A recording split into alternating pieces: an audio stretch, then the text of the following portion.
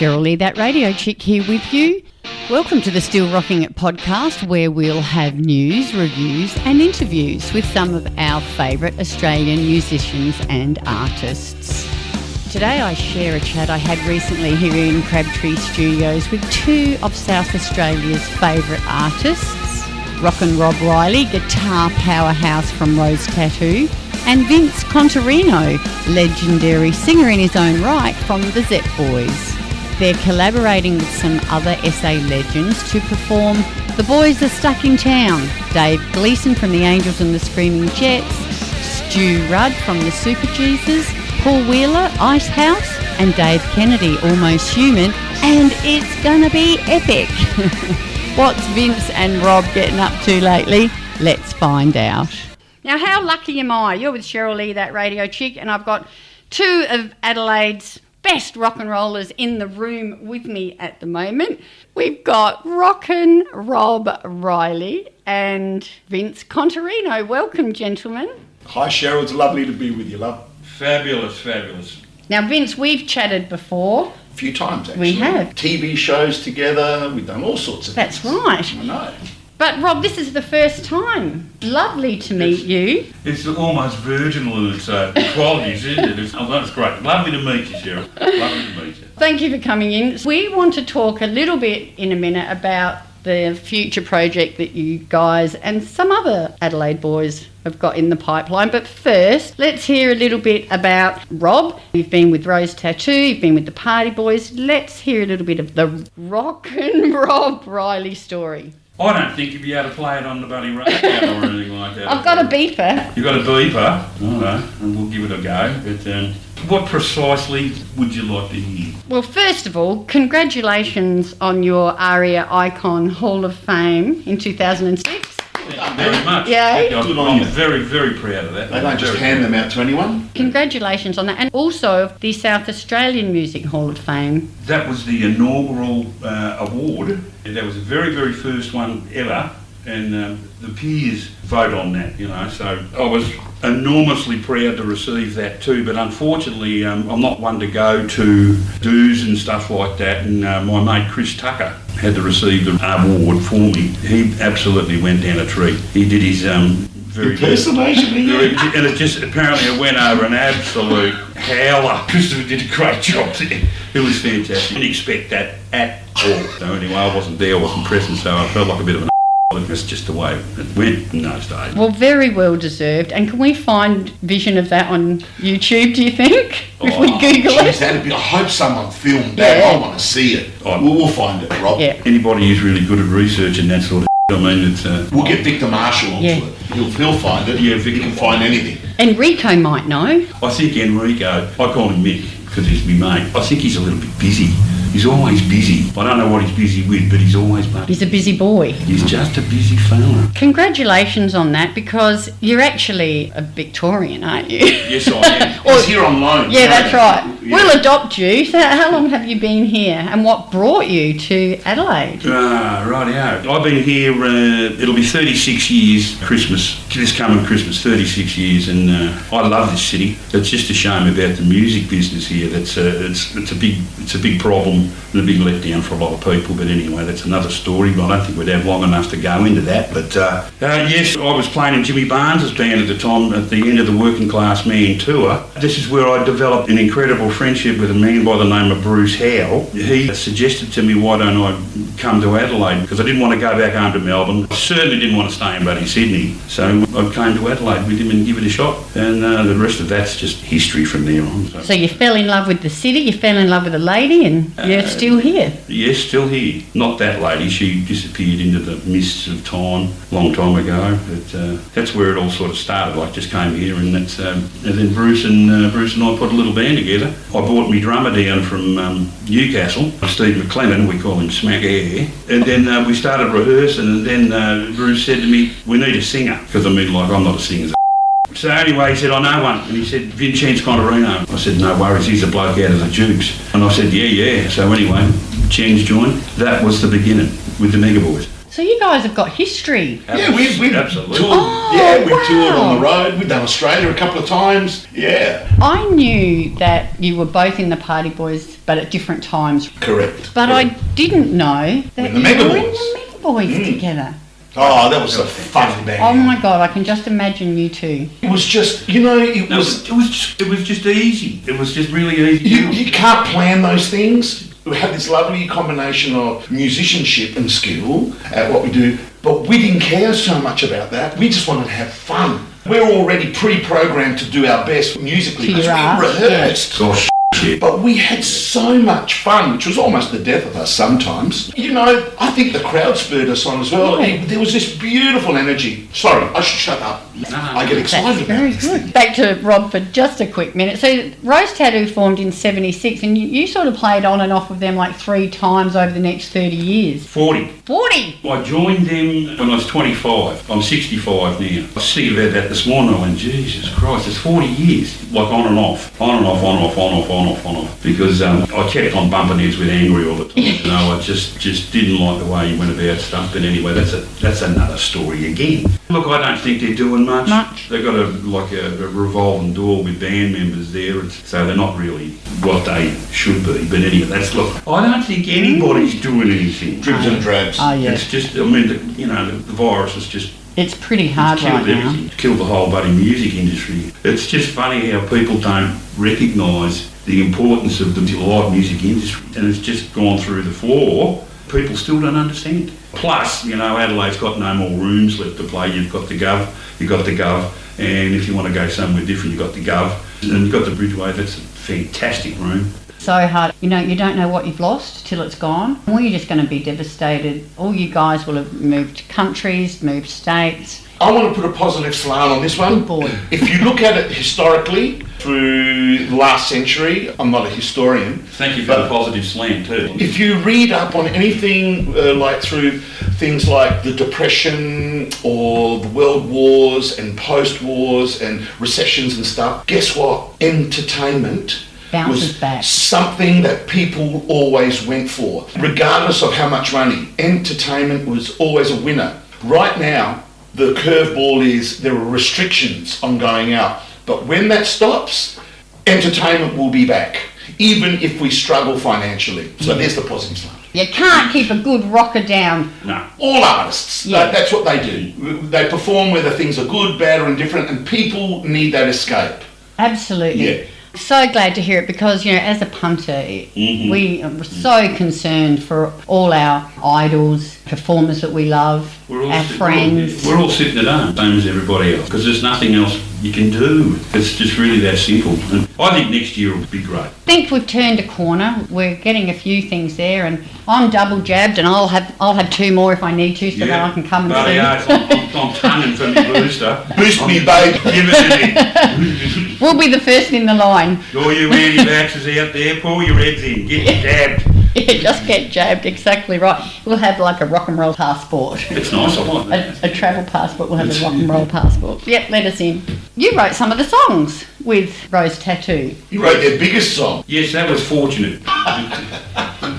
No, it wasn't, man. The 4 songs I wrote was on an album called Scarred for Life, which Yeah. was the first album I did with them. The songs were We Can't Be Beaten, Scarred for Life, the title track, Branded, and Work Itself Out were the 4 tracks that I wrote, and Angry did the words and the bits and pieces and stuff. They were the 4 songs that were picked as the 4 singles off that album. So that was definitely not anything to do with me, but that was just fortune. Well, I think it's time we hear one of those 4 tracks from the Scarred for Life Rose Tattoo album. How about We Can't Be Beaten, written by Mr. Rockin Rob Riley and Angry Anderson.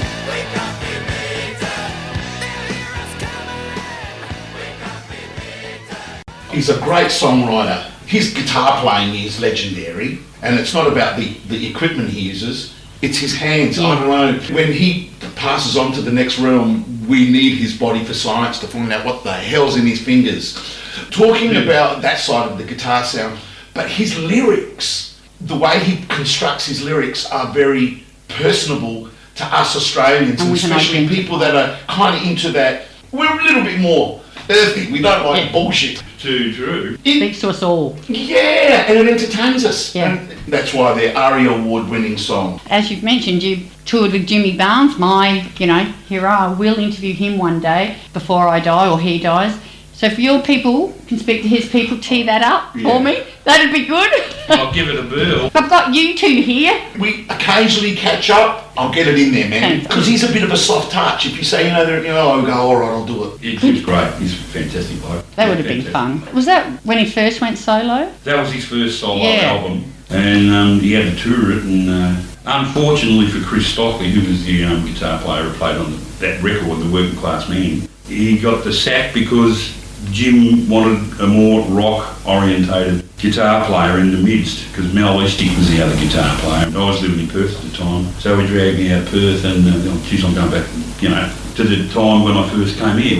Did 12 months on that tour with Bruce. That's where I met Bruce, and that's what brought me here. So yeah. I saw that concert at Memorial Drive. Barnesy, Bruce, you, Mel Esty, and he's passed away. Peter Kikel. Peter Kikel. My God, what a sound! They were awesome. You can see why Barnesy wanted him for the live application, because it just had grunt. We know that you guys both played in the Party Boys. At different times. At different times. We'll just touch briefly on your time with the Party Boys, Rob. Right, okay. I'll just condense it. I replaced Harvey James from Sherbet and Richard Clapton because Ralph Clapton had to go out and do some work of his own, and then I think Harvey had to go and do some Sherbet stuff at that time, I reckon. So anyway, I was asked to come in and replace Harvey. We ended up doing 6 months with Richard Clapton singing. Then he had to go and do his bits and pieces. That's when Cheryl Strawn came in, and I ended up doing about 2.5 years with Cheryl Strawn. We struck up a fantastic friendship, and he was a mate. Very serious loss, but I mean, you couldn't tell Cheryl because he was bulleted. And thought he was bulletproof. What you saw of him on telly is what it was like, because he's a fantastic guy. But he was told, Cheryl, don't take the chopper up. It's blowing a gale. And that's when he took the chopper up and flew him into the side of a mountain. Lost him. And it was terrible. It was awful. And then after that, I think I've still got the second longest standing Party Boy member, Guernsey there. So, but that's a long time ago. Let's play a song from the Party Boys album now, No Song Too Sacred, with Cheryl singing out the front, Rob's great mate. Let There Be Rock, first made famous by Bon Scott and AC/DC.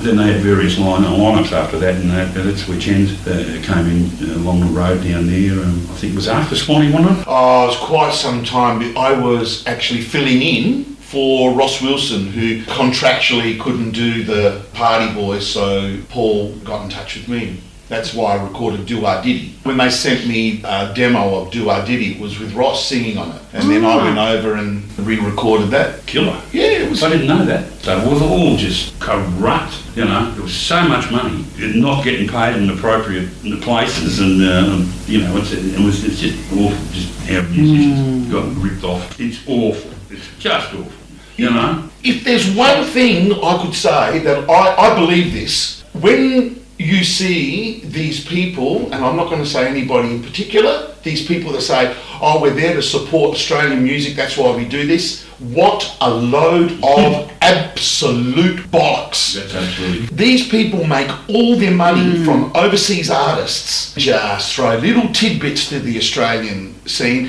and they might pretend to go, look at our artists there, and there's like maybe one or two really big Australian bands, and then there's mountains of dead of Australian artists they make all their money from overseas. They're politicians, man. That's right. They should be in politics. So many days I wake up and the first thing I say is, thank you God, I don't believe in God, but thank you God for not ever giving me a recording contract, for not ever being part of a recording company. And I'll tell you why. Because chances are it would have stuffed up my career. I've had to work like a dog, which I absolutely love it, not complaining, and I've got an audience here at 62 years of age, all on my own, that's not dependent on some bloody corporate, because I know many great artists have written gold, platinum albums and records and stuff that are absolutely starving broke. And that's because those recording companies care so much about Australian artists. That's about all I got there. That's absolutely correct. But you guys just soldier on and We love succeed anyway because it's in your blood. That's what you do. We do it. Just who you are. Do Wah Diddy Diddy, originally recorded with Ross Wilson, who couldn't continue due to contractual arrangements, re-recorded by Adelaide's own Vince Contarino and the Party Boys. About the Party Boys, I feel like this new project that you're on feels a little bit like the Party Boys. The Party Boys originally started, didn't it? It's just because there was a few performers who weren't touring, who decided to get together just almost for the fun of it, and it grew organically. Is that about right? Yeah, that's about right. Because of COVID, there's a few people in Adelaide, you two included, that aren't performing, and this thing coming up is going to be like Party Boys. Well, that's not what we're doing it for. No, we're just actually doing it to do a gig and have a bit of fun. Seriously. But, you know, hey, we've rehearsed the other day. Rob's done a few rehearsals. The band sounds mighty. What a great bunch of musicians. Fantastic. Your history, Vince, because some of the listeners might not know about your history if they've been living under some rock for the last 30 years. The first professional band that I started out was a cover band called Serpentine. That's where I met Rob for the first time because my manager, who was Ivan Damon, he was Normie Rowe's manager back in 78, 79. We were playing at the Bridgeway there, and that's where I met Rob when he used to tour with Dallimore. That's correct. Yeah. You know, we are the kids. That's right. We are the kids with the stars in our eyes or sun in our eyes? Sun in our eyes. Sun in our eyes, yeah. And so that was 79, and we got up to a lot of stuff. So did that for a couple of years. Then I was touring Australia with Serpentine. It was wonderful doing all those covers and touring, and it was wonderful. But then I thought, nah, I need to do some songwriting. Went into the Dukes,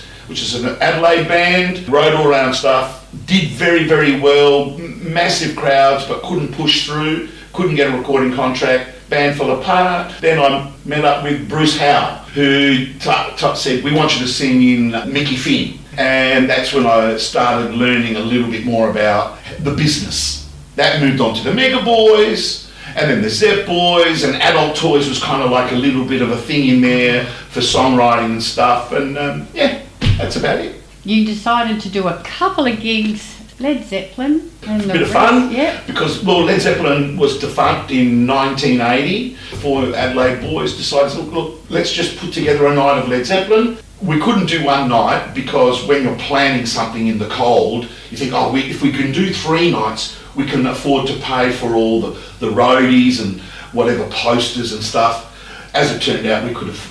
After the 3 gigs, we could afford a lot more than that. And it was, so we decided to keep it going. Yeah, there was a market for it. Yeah, it'll be 36 years in 3 months' time. Round of applause. That's That's because mammoth. people keep coming. Yeah, it's wonderful. And you've done some amazing shows. I saw one of them at the Festival Theatre with the Symphony Orchestra. For 15 years there, I really worked hard with symphony orchestras. It was something I wanted to do. It's a bit of a challenge. It wasn't easy to put together, but the symphony orchestras didn't want to do it. I think they needed to do it because they had to prove they were doing something. It was a yes minister moment. They had to justify the payments that they get every bloody year. Correct. But as it turned out, once again, oh my God, they're selling out all these shows. There's lots of those orchestral shows. That moved us across Australia and then into the UK recently. We've done the UK and through Europe, Norway, Holland, Belgium. I do want to do some orchestra shows again, but right now I'm just really loving doing it Just all. getting out there. Yeah, but I will do orchestra shows again somewhere down the line. They're a different type. Yeah. I like them both. I can't, they're different, aren't they? They are different. When you play as a rock band, you've got the excitement of the rock and roll machine. It's not just about the songwriting, it's about the live performance and this energy that comes from the band to the audience. And then if that energy is powerful enough, it starts coming back to the band. And that's when good shit happens. That's right. That's when the good stuff happens. It's like, whoa, here we go. And with the orchestra, the compositions are really highlighted. You start to go, oh my God. It's like orchestral players would go, we had no idea Led Zeppelin had such beautiful constructed songs. Because you've got the enormity of an orchestra, you can play every piece that's on that album, the overdubs and everything, but even enhance it with more. So you've got the composition, the execution of the songs, and if you add that little bit of live performance attitude, which has got nothing to do with composition or anything, it's all about giving it to the audience. Magic. You've got magic. Yeah. And you can even be sitting down in a chair and you can be moved. Yeah. So with these people, when they say, can't go to a rock concert if I'm sitting down, you know what? They're doing it wrong. You can move out of your body, sitting in your chair where you just go, oh man. First time I saw Song Remains the Same, the Led Zeppelin thing, was in a drive-in, in my car, with a shitty little speaker, and I'm going, wow! I rest my case. Okay. What I love about it too is that is playing with the orchestra, is that it introduces Led Zeppelin's music to a new bunch of people who may not have really listened to it before. Cheryl, that is the magic of, we get a little bit embarrassed when we're called artists because we're road hogs. We're just road warriors. But you know what, we are artists. One thing I've learned, when I had that restaurant in Parndorf, I had a restaurant, didn't know what to do. I thought, I'll just strum the guitar and sing. And I had my mate Steve Williams, beautiful player. And we used to play an eclectic bunch of songs. Those people that used to come to our cafe who had never seen the Zep Boys started coming to our shows. Not because they like Led Zeppelin, but because they like the interaction. Yes. Now those people like Led Zeppelin. So what is that? Someone can work that out. Yeah. You Magic. tell me what that is. Yeah, it's the magic. It's got nothing to do with the music, has it? The music is part of the vehicle, but what is it? The vibe. The vibe, I know. The vibe. It's the vibe you're on. Tangible thing. Yeah, the X Factor. Here's a song with the X Factor. This is a Vince Contarino original. Lonely is all I do. Tell me something, Dave. That's what I thought.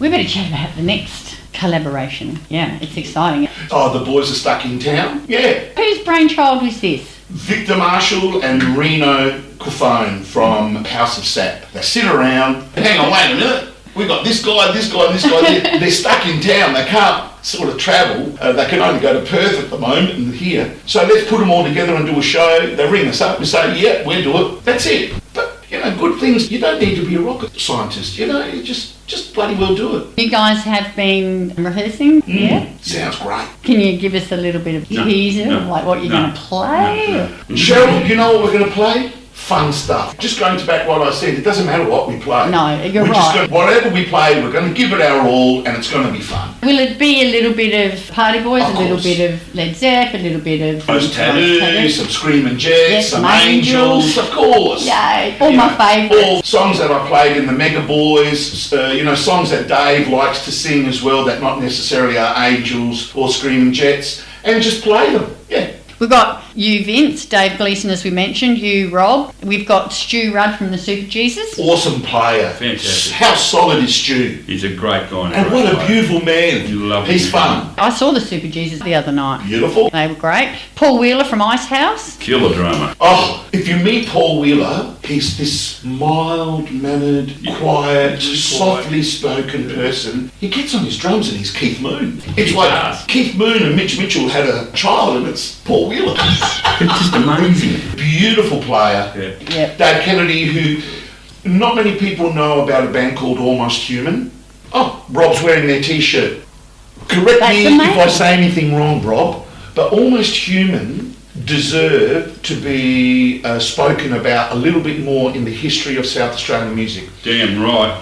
Because I remember as the Dukes, we had that style of music that was like a cross between Cold Chisel and AC/DC. Very Australiana. But in the 80s was this wave of music that hit, and it was like that Van Halen. And without talking music, let's go the image. It was like that spandex, Glam rock. glam type stuff, kissy type thing, and Almost Human brought that to the Adelaide audiences. But it wasn't pretentious. Their music was solid. They were an original band. The band rocked. A wall of sound. They were fantastic. And the crowd would dress really metal, like LA, that LA metal, and they had a whole scene, and they started that, and a lot of pubs made a lot of money, and a lot of people went out and saw them, and Almost Human deserves a lot more credit for what they get. Yeah. They're not spoken enough about. I agree. And Dave came in, Chris Tennant, who was a founding member of Super Jesus, because Chris was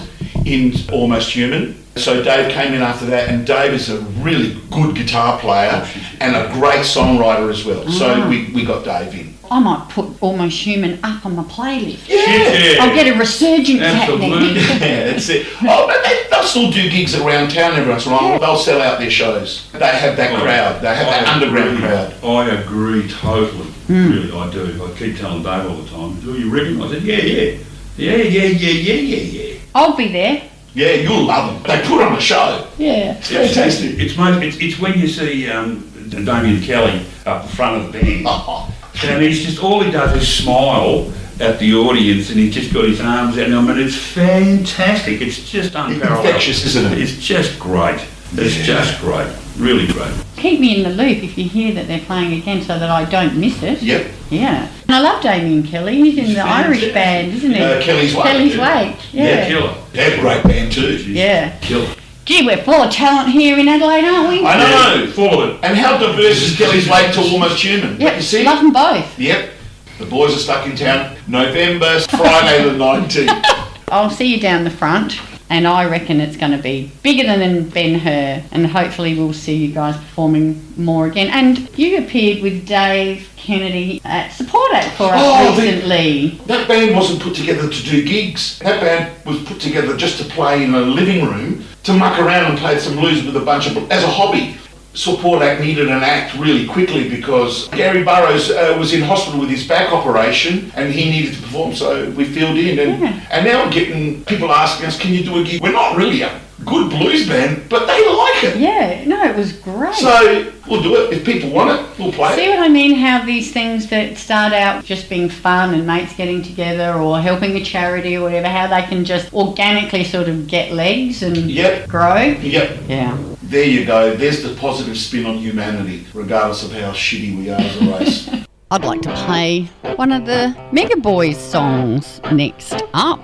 And I think I'll play one that was written by Rob Riley. It's called Get Off My Back by the MegaBoys. I bet you haven't heard this for a while. Play my rock and roll.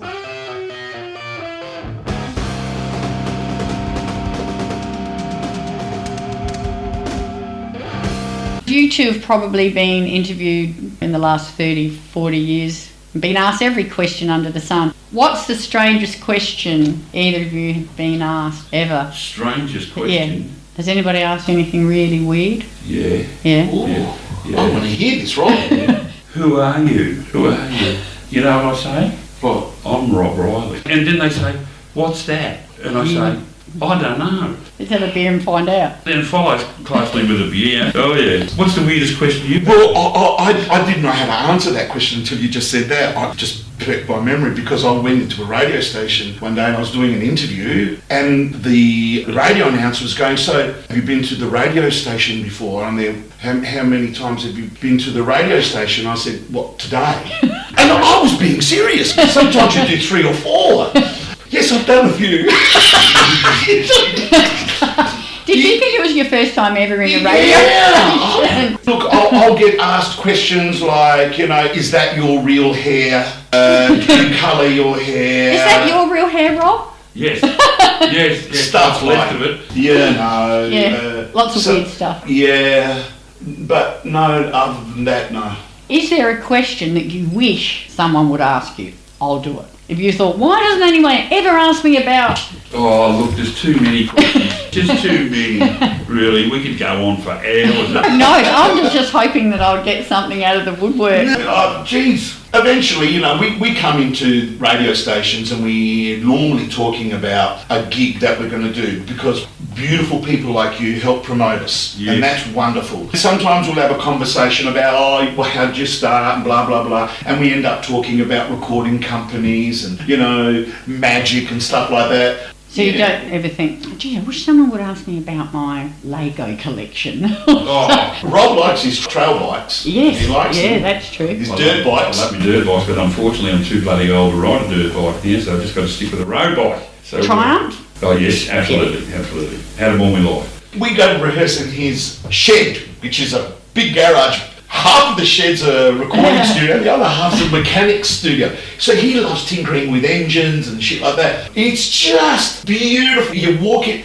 and there's a smell of grease. You can smell it. You can see all these bits and pieces of carburetors and leads and engine parts and stuff, and then you move in and there's guitars and drums and speakers.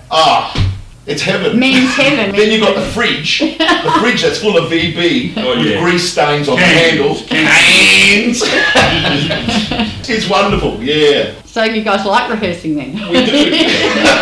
It's a real, you hate it, but you really love it. Because it's a necessity, an absolute, utter necessity, but I mean, once you get going, it's fantastic. I play in David Blight's band called Flyers, have done for about the last 15 years. It's just a great social experience when we get together and, I'm just having a few sherbets and off we go.